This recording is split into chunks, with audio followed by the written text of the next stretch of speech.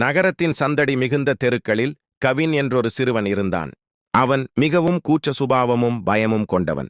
அவனுடைய நண்பர்கள் விளையாடும்போது கூட அவன் ஒரு ஓரமாக நின்று வேடிக்கை மட்டுமே பார்ப்பான். உயரமான கட்டிடங்களைக் கண்டால் அவனுக்கு தலை சுற்றும். வேகமாக வரும் வாகனங்களின் சத்தம் அவனது இதயத்தை திக் திக் என அடிக்க வைக்கும். அவனுடைய பயத்தின் உச்சம் என்னவென்றால், சில சமயங்களில் தன் சொந்த நிழலைக் கண்டு கூட அவன் பயந்து நடுங்குவான்.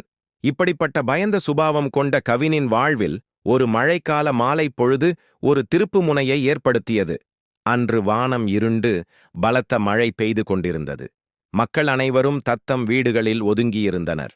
கவின் தன் வீட்டு ஜன்னல் வழியாக மழையை வேடிக்கை பார்த்துக் கொண்டிருந்தான்.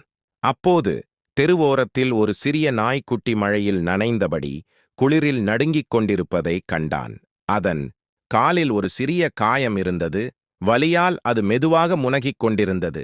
அதை பார்த்த கவினின் மனதில் ஒரு இனம் புரியாத பரிவு ஏற்பட்டது. வழக்கமாக எதைக் கண்டாலும் பயப்படும் அவன் அந்த நாய்க்குட்டியின் நிலை கண்டு மனம் வருந்தினான். தன் பயத்தையெல்லாம் ஒரு நொடியில் மறந்தான். தன் அம்மாவிடம் கூட சொல்லாமல் மெதுவாக கதவை திறந்து வெளியே ஓடினான். அந்த நாய்க்குட்டியை தன் கைகளில் மெதுவாக தூக்கினான். அது குளிரில் நடுங்கிக் கொண்டிருந்தது. அதை தன் சட்டையால் மூடி வீட்டிற்குள் எடுத்து வந்தான். தன் அம்மாவிடம் நடந்ததை கூறினான். அவனது அம்மா கவினின் இந்த எதிர்பாராத தைரியத்தைக் கண்டு ஆச்சரியப்பட்டாலும் அவனது கருணை உள்ளத்தை பாராட்டினார். இருவரும் சேர்ந்து அந்த நாய்க்குட்டியின் காயத்திற்கு மருந்திட்டு அதற்குச் சூடான பால் கொடுத்தனர். அன்று முதல் அந்த நாய்க்குட்டி கவினின் உற்ற நண்பனானது. அவன் அதற்கு மணி என்று பெயரிட்டான். நாட்கள் உருண்டோடின. கவினும் மணியும் பிரிக்க முடியாத நண்பர்களாக மாறினர். கவினின் பயம் மெல்ல மெல்ல குறைந்தது. மணியுடன் விளையாடும்போது அவன் உலகத்தையே மறந்து விடுவான். ஒரு நாள் மாலை கவினும் மணியும் பூங்காவில் விளையாடிக் கொண்டிருந்தனர். மணி மகிழ்ச்சியுடன் துள்ளிக் குதித்து ஓடிக்கொண்டிருந்தது. கவின் அதை பார்த்து சிரித்துக் கொண்டிருந்தான். அப்போது எங்கிருந்தோ வந்த ஒரு பெரிய முரட்டு நாய் மணியை நோக்கி வேகமாக ஓடி வந்தது. அது மணியைக் கண்டு ஆக்ரோஷமாக குரைத்தது. அதை பார்த்த மணி பயந்து கவினின் கால்களுக்குப் பின்னால் ஒளிந்து கொண்டது.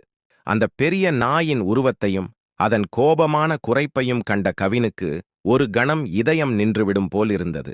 பழைய பயம் அவனை மீண்டும் சூழ்ந்தது. ஆனால் அடுத்த கணமே தன் நண்பன் மணி பயத்தில் நடுங்குவதைக் கண்டான். தன் நண்பனைக் காக்க வேண்டும் என்ற எண்ணம் அவன் மனதில் மின்னல் போல் தோன்றியது. அந்த எண்ணம் அவனுக்குள் இருந்த பயத்தையெல்லாம் அடித்து விரட்டியது. கண்களில் ஒரு புதிய தைரியத்துடன் கவின் அந்த பெரிய நாயின் முன் நிமிர்ந்து நின்றான். தன் முழு பலத்தையும் திரட்டி போ என்று உரக்கக் கத்தினான். அவனது குரலில் இருந்த திடத்தையும் அவனது கண்களில் தெரிந்த உறுதியையும் கண்ட அந்த பெரிய நாய் ஒரு கணம் திகைத்து நின்றது. பின்னர் மெதுவாக பின்வாங்கி அங்கிருந்து ஓடிவிட்டது. அந்த நிகழ்வு கவினின் வாழ்க்கையை முழுமையாக மாற்றியது. தன் நண்பனை காப்பதற்காக தன் பயத்தை வென்ற அந்த நொடியில் அவன் ஒரு உண்மையான வீரனாக மாறினான். அன்று முதல் அவன் எதைக் கண்டும் பயப்படவில்லை. தன் நிழலைக் கண்டு பயந்த அதே கவின் இன்று தைரியமாக தலை நிமிர்ந்து நடந்தான். ஒரு சிறிய நாய்க்குட்டியின் மீதான அன்பு ஒரு கோழைச் சிறுவனை வீரனாக மாற்றியிருந்தது.